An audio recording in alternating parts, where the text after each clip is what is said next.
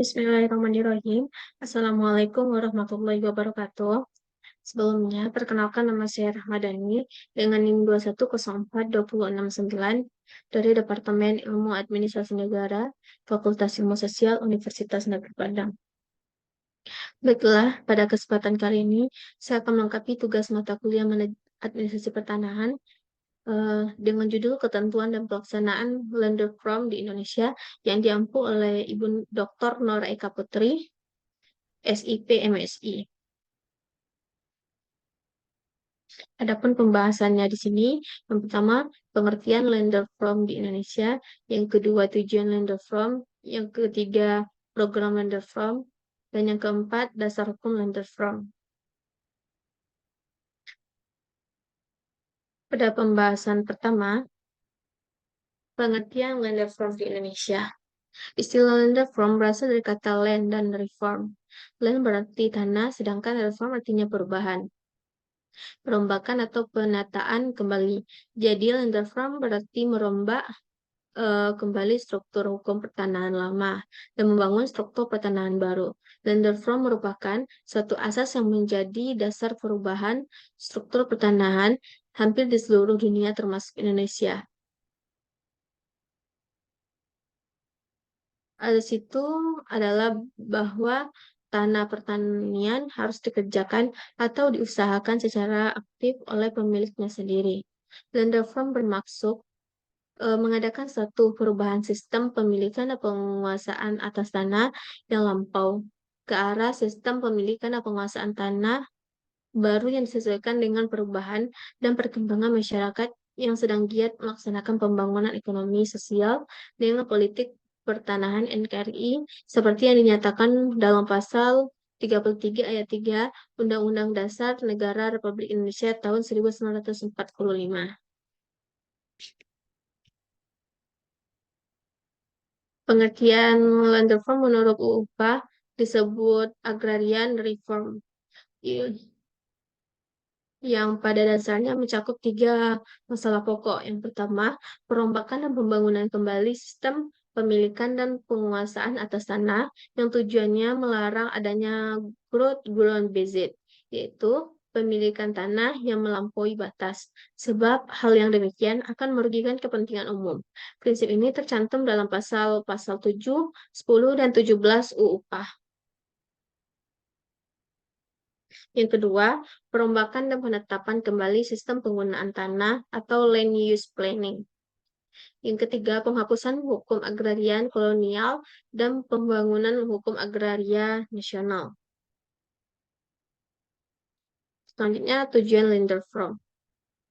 Tujuan land reform di sini adalah yang pertama, mengadakan pembagian yang adil atas sumber penghidupan rakyat tani yang berupa tanah dengan maksud agar ada pembagian hasil yang adil dengan mengubah struktur pertanahan secara revolusioner dan merealisasikan keadilan sosial.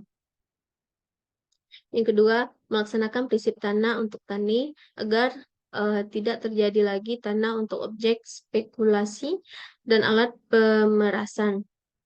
Yang ketiga, memperkuat dan memperluas hak milik atas tanah bagi WNI, baik laki-laki maupun wanita yang berfungsi sosial.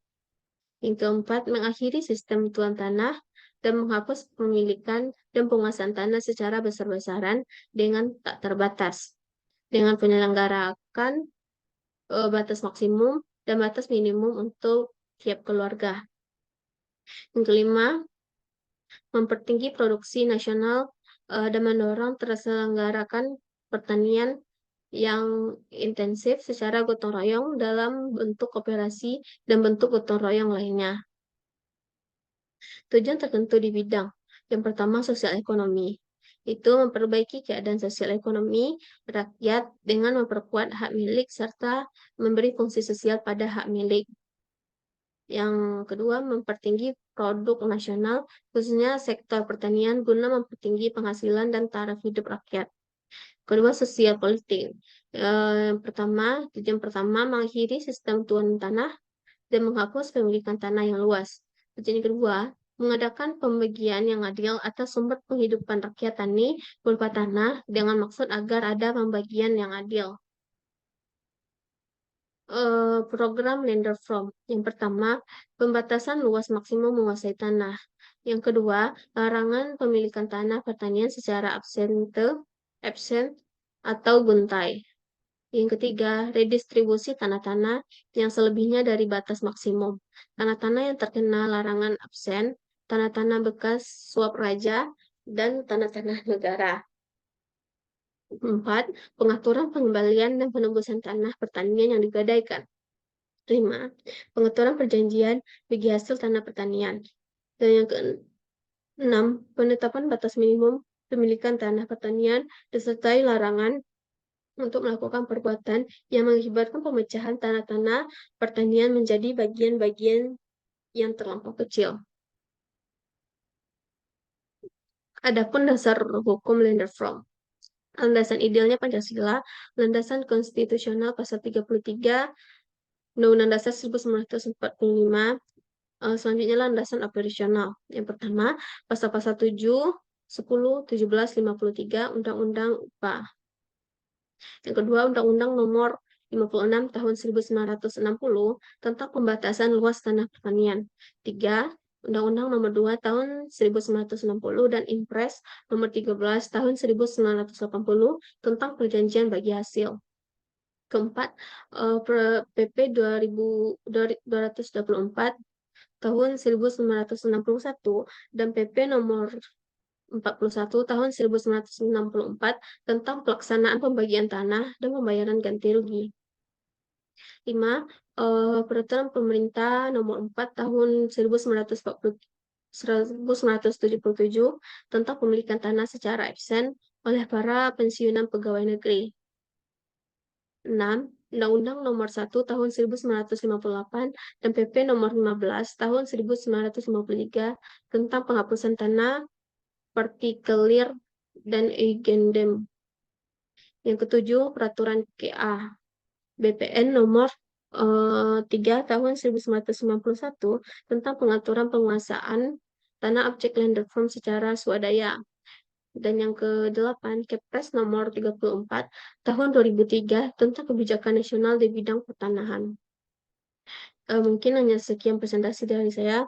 Terlebih dan terkurang mohon maaf. Assalamualaikum warahmatullahi wabarakatuh.